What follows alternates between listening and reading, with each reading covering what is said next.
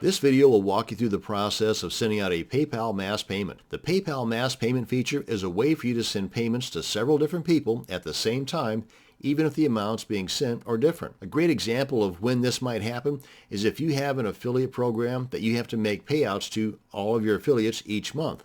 Now, if you have one or two affiliates, no biggie. Just send them their commissions as you normally would send someone their money through your PayPal account. If, however, you have 20, 30, 50, or even 100 affiliates, sending individual payments to them is going to be very time-consuming, to say the least. Now, with the mass payment feature, you upload one text document or CSV document with all the affiliates' info on it and fill in a couple of blanks on the PayPal mass payment page and send the payments on their way. So in about the same time that it would take you to send one affiliate their payment, you just sent all 50 or 100 affiliates their payment. Now that's the what and the why. Now let's look at the how. Now first off, in order for you to take advantage of the mass payment feature, you'll need to call a PayPal representative to have them activate your mass payment feature, and as of August 2013, you're going to have one of the three business account types. Prior to August 2013 or thereabouts, you could do the same thing if you had the Premier account or one of the business accounts.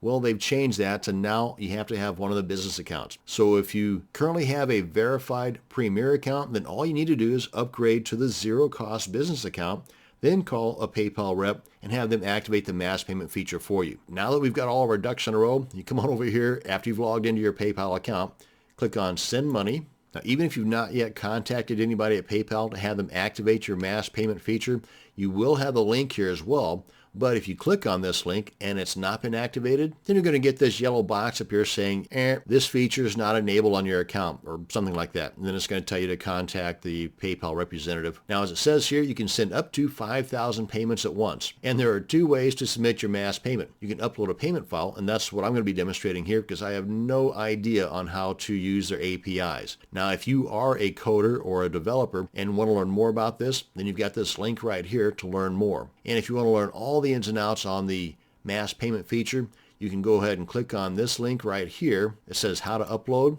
And then number one right here, of course, you can read all this stuff here, but I did want to point out that if you click on this link to go to the PDF guide, that this is no longer being maintained. But if you click on this link here and then scroll down and then click on the HTML version of this guide, this will take you to their developer site.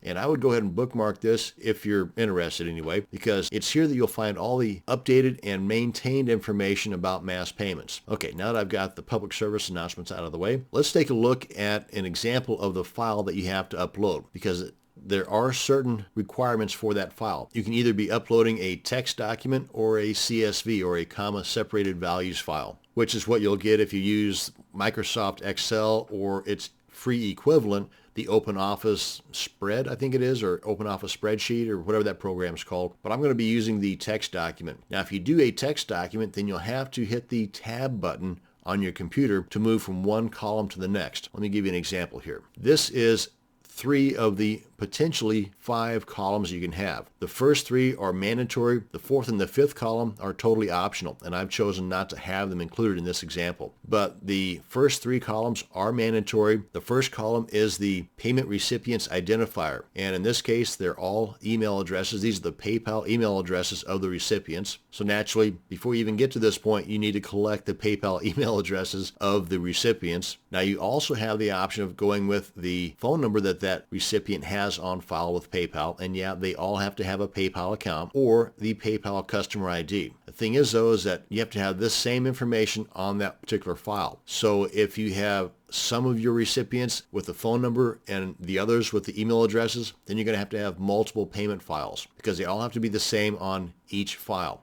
Likewise with the country currency code, all of these have to be the same. In this case, it's USD or US dollar. If you have some that were receiving Canadian dollars or CAD, then those would have to be included on a separate payment file. And again, for all the details on that stuff, the whys and how comes, you can go to that one page that I was telling you about here. But that's the first and the third column.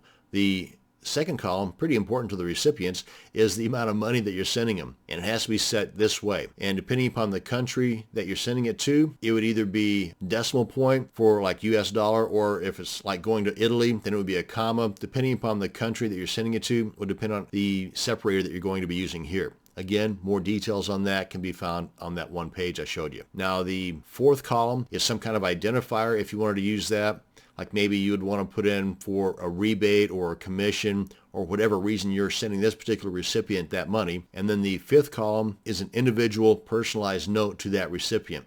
Unlike this one here, this is a message that's going to all recipients. Likewise with the email subject line, this would be going to all of the recipients' email subject line. Okay, so let's go ahead and upload this.